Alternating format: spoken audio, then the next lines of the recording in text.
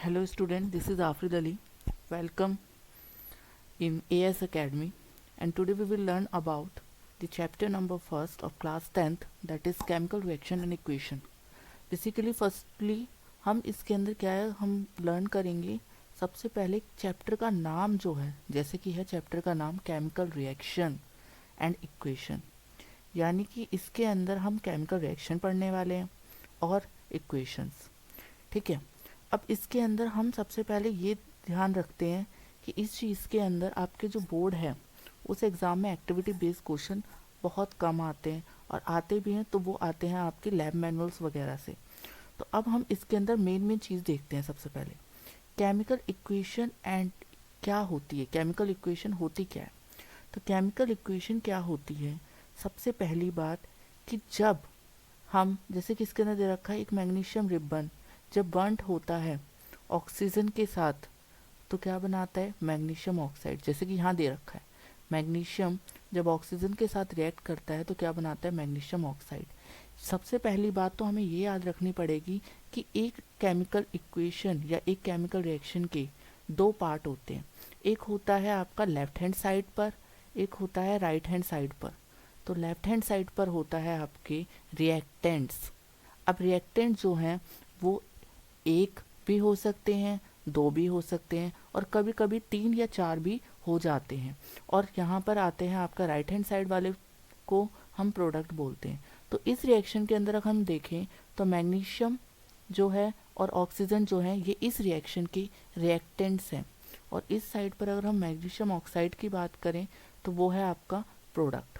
ठीक है, अब इसमें आगे देखते हैं। इसके अंदर बोल रहा है it can be written in a shorter form, हम इसे शॉर्टर फॉर्म में भी लिख सकते हैं।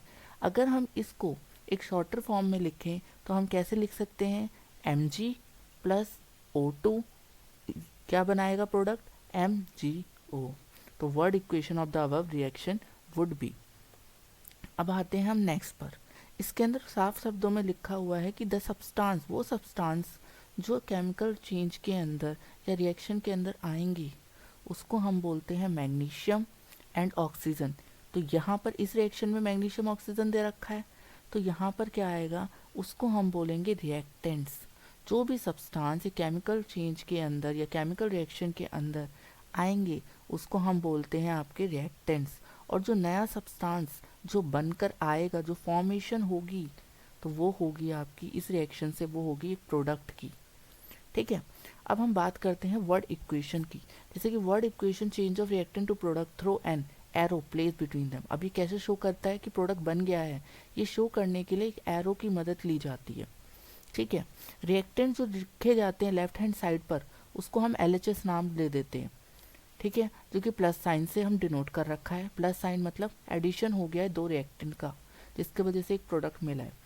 ठीक है, इस तरीके से हम देखेंगे। सिमिलरली प्रोडक्ट जो लिखे हो जाते हैं राइट हैंड साइड पर वो भी प्लस साइड से हो सकता है, एक से ज़्यादा हो, कभी कभी एक से ज़्यादा और तीन चार भी हो जाते हैं प्रोडक्ट भी। ठीक है, अब आते हैं हम केमिकल इक्वेशन को कैसे लिखें, केमिकल इक्वेशन को लिखें कैसे। तो इसके अंदर अब हम क्या करेंगे, कोई छोटा तरीका है एक केमिकल रिएक्शन को लिखने का। तो हाँ, इसमें पूछा is there any other shorter way for representing chemical equation. तो इसका आंसर होगा हाँ, केमिकल इक्वेशन को हम और ज़्यादा आसानी से इजी वे में और यूज़फुल तरीके से लिख सकते हैं। किसकी, बिना मदद किए, वर्ड्स की। इंस्टेड ऑफ वर्ड्स, वर्ड्स के बिना हम कैसे इसको केमिकल इक्वेशन को आसानी से लिख सकते हैं। अब केमिकल इक्वेशन को हम रिप्रेजेंट अगर इससे करेंगे तो अब हमें याद होना चाहिए फॉर्मूला। जैसे मैग्नीशियम का क्या होता है, Mg, ऑक्सीजन का क्या होता है, O2, और मैग्नीशियम ऑक्साइड का क्या होता है, MgO। तो अब वर्ड इक्वेशन हम इस तरीके से भी लिख सकते हैं। ठीक है, तो इसके अंदर केमिकल रिएक्शन जो थी वो वर्ड में लिखी गई, और केमिकल इक्वेशन को सिंपलेस्ट वे में लिख सकते हैं हम उसके फॉर्मूले के बेस पर। ठीक है, अब इसके अंदर आता है आपको बैलेंस करना। ठीक है, बैलेंस भी करनी बहुत ज़रूरी है। पेपर में आता है क्वेश्चन कि आपको बैलेंस करनी है। ठीक है, बैलेंस दिस केमिकल इक्वेशन ऐसे करके आती है और आपको बैलेंस करना होता है। तो इसके अंदर क्या करेंगे हम, law of conservation of mass, जो कि हमने 9th क्लास में पढ़ा था। क्या था कि मास ना तो क्रिएट होता है, मास can neither be created not be destroyed in a chemical reaction. ठीक है, तो मास ना तो बनता है और ना ही क्या होता है, डिस्ट्रॉय होता है एक केमिकल रिएक्शन में। इसका मतलब हम कह सकते हैं कि टोटल मास जो है एलिमेंट का, वो प्रेजेंट जितना होगा एक प्रोडक्ट के अंदर, उतना ही वो इक्वल होगा एक रिएक्टेंट के बराबर। ठीक है, अब आगे आते हैं। दूसरे शब्दों की में अगर हम बात करें तो जो number of atoms each element के जो होंगे वो सेम रहेंगे before and after a chemical reaction, यानी कि केमिकल रिएक्शन होने से पहले जैसे थे नंबर ऑफ एटम्स, वैसे ही केमिकल रिएक्शन के बाद भी होंगे। तो इसलिए पूछा जाता है hence we need to balance a skeletal chemical equation, इसीलिए हमें ज़रूरी होता है कि स्केलेटल केमिकल इक्वेशन को बैलेंस करना। अब इसमें पूछा है इज द केमिकल इक्वेशन 1.2, 1.2 देखते हैं कौन सी थी इक्वेशन। 1.2 जो थी वो थी ये वाली जो लिखा है ना 1.2, इक्वेशन कौन सी, Mg प्लस O2 MgO। तो वो बोला है कि क्या केमिकल इक्वेशन 1.2 में बैलेंस है, तो हम बोलेंगे let us learn about balancing a chemical equation step by step. तो ये जो है वो बैलेंस नहीं है, ये रिएक्शन इसमें 2 आ रहा है ऑक्सीजन में। जब हम करना सीखेंगे तब तो पता ही चलेगा, यहाँ पर 2 आ रहा है जिसकी वजह से ऑक्सीजन में 2 लगेगा, और मैग्नीशियम में जब 2 लग गया, इस पूरे में 2 लगा है, तो मैग्नीशियम में भी 2 लगेगा, यानी कि 2Mg प्लस O2 2MgO बनाएगा। ठीक है, तो ये केमिकल इक्वेशन एक बैलेंस नहीं थी जो हमें बनानी पड़ेगी। अब आते हैं आगे। The word equation for activity 1.3 में बी रिप्रेजेंटेड एज, जैसे जिंक है, सल्फ्यूरिक एसिड है और जिंक सल्फेट बनाया है इसने और हाइड्रोजन, यानी कि अब हम इसमें देख सकते हैं ये रिएक्टेंट है जिंक और सल्फ्यूरिक एसिड, और प्रोडक्ट क्या है, जिंक सल्फेट और हाइड्रोजन। तो अबव वर्ड इक्वेशन जो है इक्वेशन, उसको हम सिंपलेस्ट वे में कैसे लिख सकते हैं, इसका फॉर्मूला लगाएंगे Zn, सल्फ्यूरिक एसिड का फॉर्मूला H2SO4, जिंक सल्फेट का फॉर्मूला ZnSO4 और हाइड्रोजन का फॉर्मूला H2। ठीक है, अब इसको करते हैं एक एक तरीके से। सबसे पहले क्या करते हैं, हम सबको एक एलिमेंट को एक साथ लिख देते हैं, जितने भी एलिमेंट आ रहे हैं, जैसे जिंक आ रहा है, हाइड्रोजन, ठीक है, सल्फर, ठीक है, बस सल्फर और ऑक्सीजन भी है। रिएक्टेंट की साइड देखते हैं, सिर्फ इस साइड देखना, reactant means left hand side देखना ही है बस, अभी हमें नहीं पता ये क्या है, अभी हमें सिर्फ रिएक्टेंट साइड देखना है। तो जिंक के अंदर यहाँ पर एक ही है, कुछ नंबर नहीं है, इट मीन्स वो 1 डिनोट कर रहा है। अगर कुछ नहीं होता, 0 होता, तो इसका मतलब वो एलिमेंट ही नहीं है, तो यहाँ 1 डिनोट कर रहा है इसको, तो यहाँ लिखा है 1। अब आते हैं हाइड्रोजन की तरफ। हाइड्रोजन में क्या शो कर रहा है, 2, तो हम 2 लिख देंगे। ऐसे ही सल्फर में क्या डिनोट कर रहा है, कुछ नहीं है ना सल्फर के साथ, तो सल्फर के साथ कुछ नहीं है तो 1। अब आते हैं ऑक्सीजन, ऑक्सीजन के साथ 4, तो उसको रख दिया। अब हम इसको जब हमने कंप्लीट कर लिया, अब हम इसको नहीं देखेंगे, ठीक है, अब हम देखेंगे आधी पार्ट को जो है प्रोडक्ट साइड। अब हम देखेंगे सबसे पहले जिंक था, तो जिंक इधर देखते हैं, जिंक कितना है, जिंक भी क्या है, आधा है, कुछ नहीं है ना जिंक पर, तो जिंक पर जब कुछ नहीं है तो हम जिंक को कैसे लिखेंगे, 1। अब सल्फर, सल्फर पर कितना है, 1, ऑक्सीजन पर कितना है, 4, और हाइड्रोजन पर कितना है, 2। तो ये सारी चीज़ें हमने एज इट इज़ यहाँ पर उतार दी। This is the first step how to balance the chemical equation, कैसे हम बैलेंस करते हैं केमिकल इक्वेशन को, ये पहली सीढ़ी है।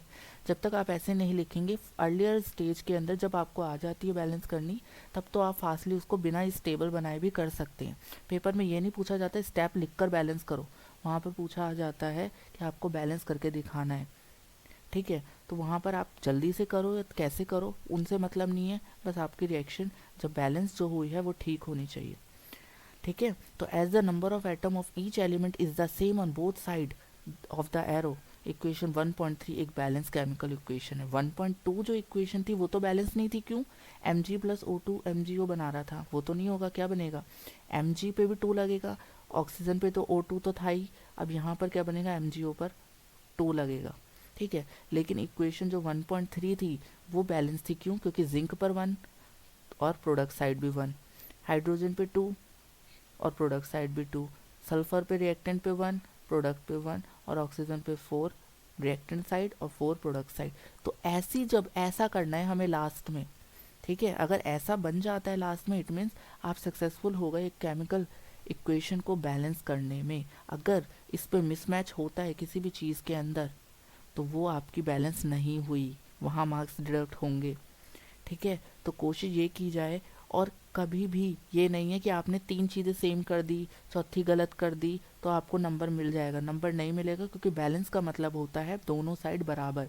एक तराजू के अंदर जब तक दोनों साइड बराबर नहीं होते तब तक वो इक्वल नहीं माना जाएगा। हल्का सा भी ज़्यादा होता है वो एक तरफ झुक जाएगा। ठीक है ना। तो बैलेंस केमिकल इक्वेशन को भी हम ऐसे ही कंसिडर करेंगे कि एक तराजू है, इस साइड पर जो रिएक्टेंट्स है वो रखा गया है समान, और दूसरी साइड प्रोडक्ट पर एक समान रखा गया है। दोनों को ही क्या करना है, बराबर करना है। ठीक है। अब इसके अंदर, जैसे कि इसके अंदर अगर हम बात करें ये वाली इक्वेशन की, जैसे ये वाली इक्वेशन है, सबसे पहले क्या करते हैं, फर्स्ट ड्रॉ करते हैं बॉक्स फॉर्मूले के around. Do not change anything inside the box while balancing the equation. ठीक है, सबसे अच्छा तरीका तो यही है कि बॉक्स बना लो, क्योंकि हमें बॉक्स के अंदर तो छेड़खानी करनी नहीं है। कहाँ करनी है, इसके बाहर ही। ठीक है, तो बाहर कैसे करेंगे इसको, सबसे पहले फर्स्ट स्टेप में बॉक्स बनाना है, दूसरे स्टेप के अंदर आपको टेबल बनानी है, जो मैंने बताया। नाउ अब इसके अंदर जो तीसरा स्टेप है, इसके अंदर आपको क्या करना है, शुरुआत के अंदर सबसे पहले जैसे सबसे पहले इसके अंदर आयरन की जो है, आयरन वो 1 है, इस साइड 3 है, इस साइड 2 है, ऑक्सीजन 1 है, 4 है, यानी कि हाइड्रोजन तो बराबर है। हाइड्रोजन को अभी हम नहीं देखेंगे। सबसे पहले आप क्या करें, आयरन को ही बनाएं, क्योंकि आयरन सबसे ज़्यादा हाईएस्ट पावर में 3। इसको अगर आयरन को 3 बनाना है तो क्या करेंगे, यहाँ आयरन 3 है, जहाँ आयरन 3 बनाने, यहाँ मैं 3 उठा के लिख दूँ। 2 मिनट, देखो, अगर मैं यहाँ पर उठाकर, अगर मैं यहाँ पर 3 लिख देता हूँ, जैसे ये 3 लिख दिया, आयरन कितना हो गया, 3, यहाँ पर भी आयरन 3, यानी कि अगर मैं अब बात करूँ तो हमारा आयरन भी क्या हो गया, 3 हो गया, और यहाँ पर भी 3 आयरन हो गया। ठीक है, अब बात करते हैं, अब ये दोनों बराबर, ये दोनों तो थे ही। अब ऑक्सीजन कितना है, 4, और यहाँ ऑक्सीजन कितना है, 1। ठीक है, तो यहाँ पर ऑक्सीजन 4 है। ठीक है, तो अब हमें बढ़ाना, इस साइड तो बढ़ाना नहीं होगा, प्रोडक्ट साइड कहाँ बढ़ाना होगा, यहीं बढ़ाएंगे ऑब्वियसली। लेकिन इस बॉक्स के अंदर एक कंडीशन क्या है, इस बॉक्स के अंदर नहीं रखना। ठीक है, अब अंदर नहीं रखना तो बाहर तो रख सकते हैं, चलो रखते हैं।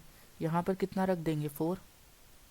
ठीक है, अब यहाँ 4 था, यहाँ 4 हो गया, चलो मान लेते हैं। ठीक है, लेकिन अब कंडीशन क्या है कि यहाँ तो हाइड्रोजन पर प्रभाव पड़ा ना इसका। हाइड्रोजन कितना हो गया, हाइड्रोजन इस पे हो गया 4 2 जा, ऐसे करेंगे 4 2 जा 8, हाइड्रोजन 8 हो गए। तो अब हाइड्रोजन यहाँ 8 हो गए, यहाँ 2 हैं, तो क्या करें, यहाँ 4 लगा देते हैं। अब यहाँ 4 लगाए, ये कितने हो गए, 8। यहाँ हाइड्रोजन कितने हो गए, 8। ऑक्सीजन यहाँ कितने हो गए, 4। यहाँ ऑक्सीजन कितने हो गए, 4। आयरन कितने हो गए, 3। यहाँ आयरन कितने हो गए, 3। नाउ आपकी इक्वेशन एक बैलेंस तरीके से हो गई है। ठीक है, बुक के अंदर भी इसी तरीके से समझाया गया है, और लास्ट में हम अपनी बैलेंस वाली केमिकल रिएक्शन को लास्ट में देखते हैं कि कैसा है। इसमें बहुत सारे स्टेप हैं, एनसीईआरटी में बहुत स्टेप करके दिखाया हुआ है, कन्फ्यूज़न हो जाएगी इसके अंदर। हम लास्ट में अपनी मैच करते हैं, क्या है, 3 iron plus 4 H2O give us Fe3O4 plus 4 H2O, और हमने जो की थी वो देखते हैं क्या ये दोनों सेम है। तो जो हमने करी है वो है 3Fe plus 4 H2O Fe3O4 plus 4 H2O, यानी कि ये जो है वो बिल्कुल ही आपकी ठीक है। तो इस तरीके से आपको कोई भी केमिकल रिएक्शन, अब मैं अगर बात करूं Mg की, ठीक है, जैसे Mg है प्लस, अब मैग्नीशियम है, तो आपको सबसे पहले तो बात ये करनी पड़ेगी कि इस साइड अगर Mg है और उस साइड भी Mg है तो वहाँ पर क्या हो, बराबर दोनों साइड ही हो।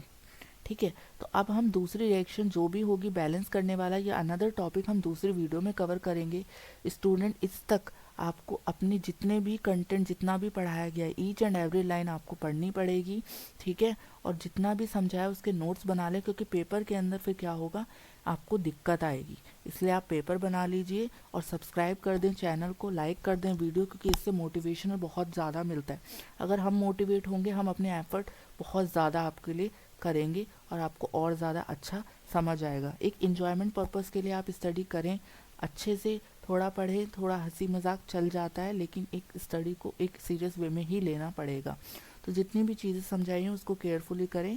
सब्सक्राइब करना ना भूलें चैनल को, क्योंकि जब आप सब्सक्राइब करेंगे तो हम लोग बहुत अच्छे से आपको समझाएंगे। Okay, thank you all.